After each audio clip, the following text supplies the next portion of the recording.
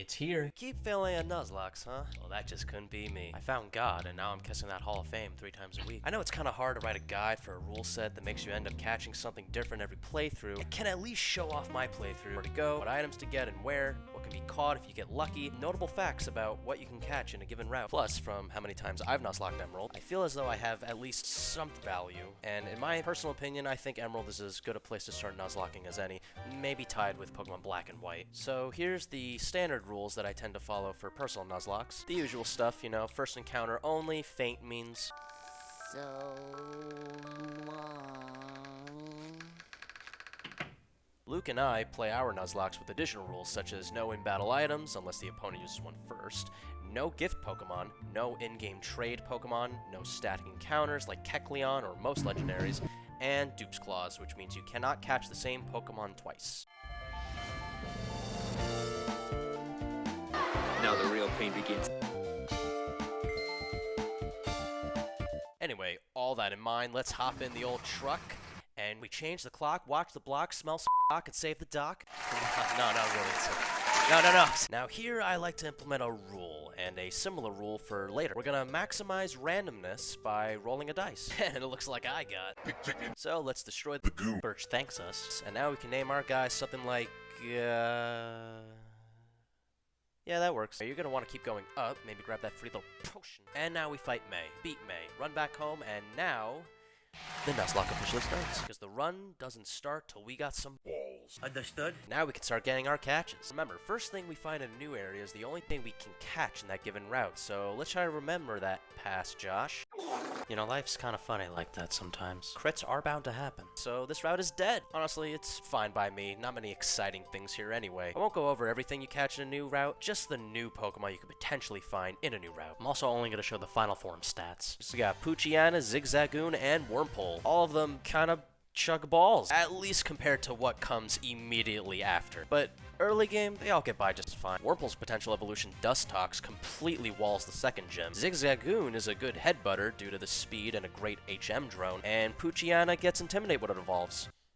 And that's it. So, about Gen 3, and Gen 1 to 2 by extension. I may have grown up with Gen 3 as my first gen, but after realizing what the physical special split actually was, and knowing Crunch is special, as in all Dark-type moves are special, coming back to Vanilla Gen 3 really breaks my balls. What are you breaking my balls for? So unfortunately, things like Mightyena cannot use Stab off their superior attacking stat. Makes me very sad. Anyway, here's a list of which types are what. Stomach the guys. Wingull up here is actually a decent early game guy that can tackle the first 2 gyms, as long as it doesn't get hit. But there's probably a better water flying type in the future, the very near future. However, that fella plays very differently, and besides, Pelipper can actually fly. By the way, I'm gonna rate Pokemon based on Nuzlocke survivability. From my I think I can confidently say that bulk is the key to this challenge. For instance, you're probably going to want a Snorlax over something like a Dodrio. Also joining that conversation, Pokemon with stats that are balanced in offense and defense will probably serve you the best. Things like Golduck and Heracross, for instance. And so, in this next route, we finally got some certified good shit. We got my favorite little boy, Ralts, and even rarer than that, the 1% Seedot. Lotad is a pretty decent jack-of-all-trades Pokemon. I might be biased, but to be honest, it could absolutely fill the role of your water starter or your grass starter. Ralts ends up being a very tanky psychic type. Seedot's also pretty good. Bias aside, I think it's probably just as good a candidate to replace your grass starter if it dies. One thing I gotta mention is that Lotad and Seedot eventually learn Nature Power and Fake Out, the latter of which being one of my favorite moves. Finding all these chumps should take little to no effort. Get the berries, then we make it to Petalburg. Gotta talk to the only player character father, and watch this little twink catch, I actually left during this because it's just an unskippable cutscene, and then get stopped by Scott. I mean, the post-game on our way out. We got another encounter, and lucky for us, it's him. You are not him! Catch it, name it, and here's what's new to this route. Tailo is pretty good as a flying type in this game. Not many can outspeed it, but it is frail. But you still can't really go wrong with it. Marill has a lot of competition in this game when it comes to water types. Marill's main draw is its ability Huge Power, which doubles its attacking stat. However, it's never gonna use its physical stab water type moves because there are none. Could still hit return for pretty hard though. Anyway, after finding all these scrubs, be sure to grab those berries. Now we got the first hard trainer. And by hard, I mean mildly annoying, since she's the first type of trainer that we encounter that can use full restores, the other type being Rich Boys. Now we enter Petalburg Woods, where you have a chance to get one of the best early game mons. And we do. Now what to name it?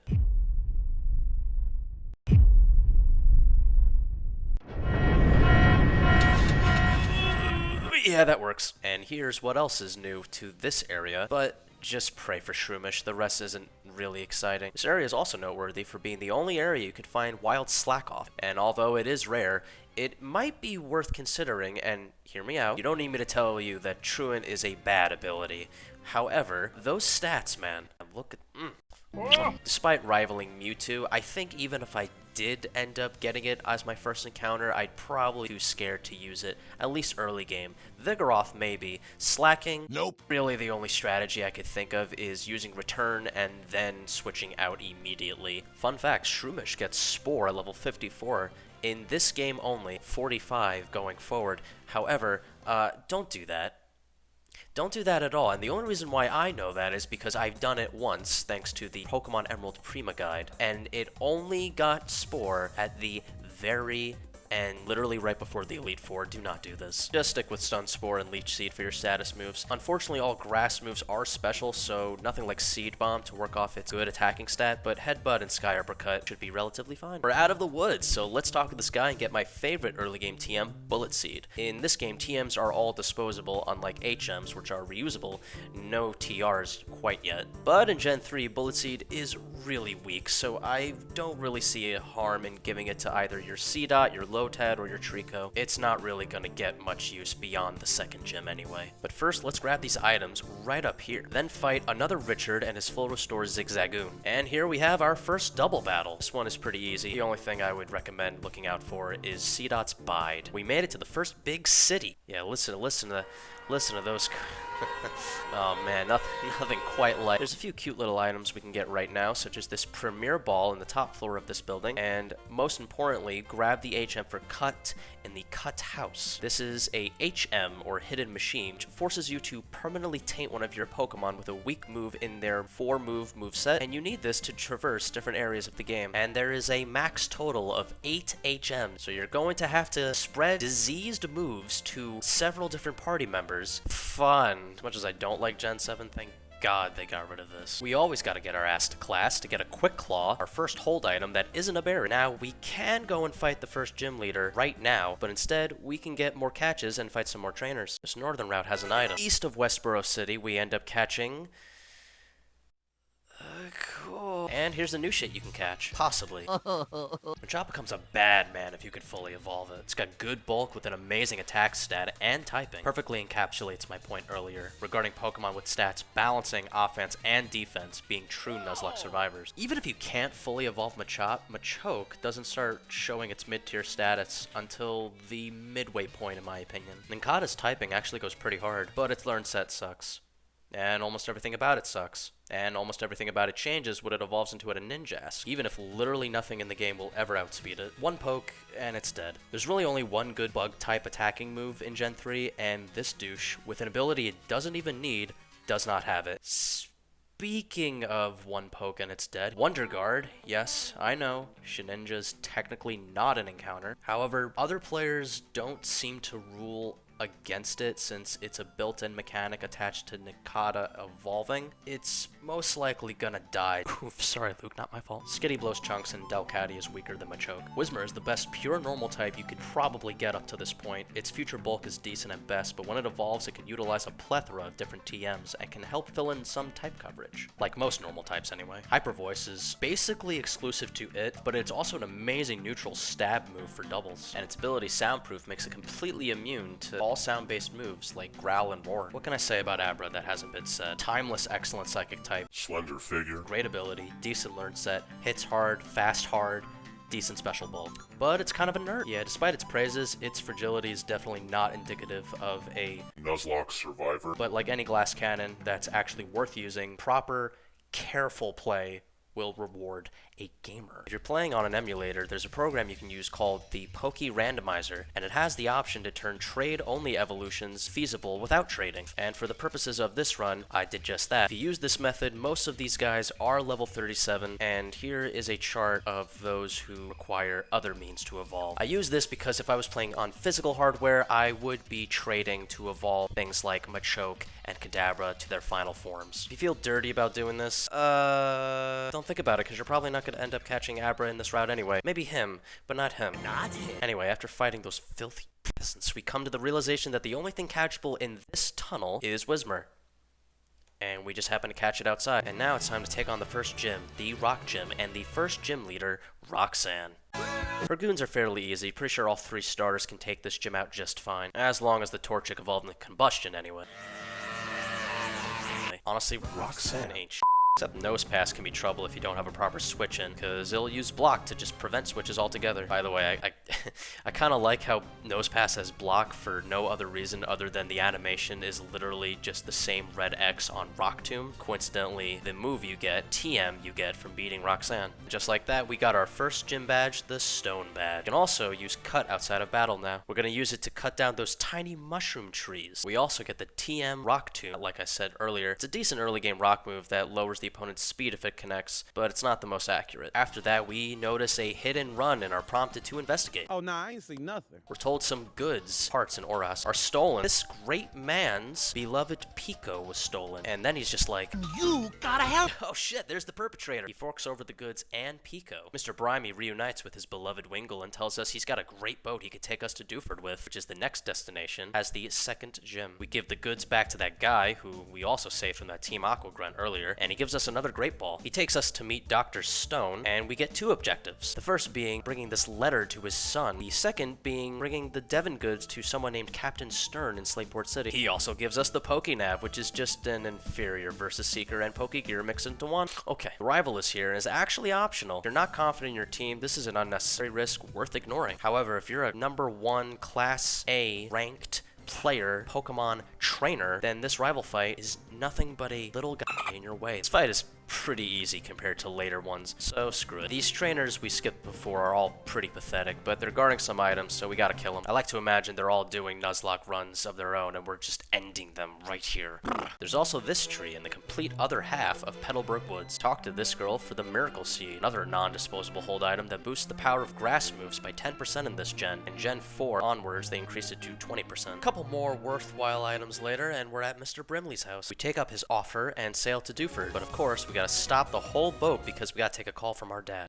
Yeah, hoist that anchor? I gotta take this. Shit, we're in Dewford. Be sure to get the first fishing rod from this gentleman, which now enables new encounters in previous areas. That northern route from earlier does have something we can fish for, but it also has grass in the more northern part that we can get to much later. I would hold off touching that area for now. I also should mention that I don't use repel tricks to ensure encounters, but Dupe's Claws is real, and if we encounter something we already caught while swimming to the northern part of Route 115, then it's fair game to ignore it. Otherwise, you gotta catch it. We can also fish back in Petalburg, but trust me, you would probably want to save that for later anyway. There's also a Silk Scarf from this guy, which increases normal moves by 10% in this gen and 20% Gen 4 onwards. To be honest, it's a pretty decent hold item considering most of the early game attacks are normal type. And that's basically it for items in this town. There is a really good TM you can get much later in this town after a certain point. By the way, because Emerald was my first ever Pokemon game, I didn't really give it much thought how little time passes between the first and second gym. You could literally do second gym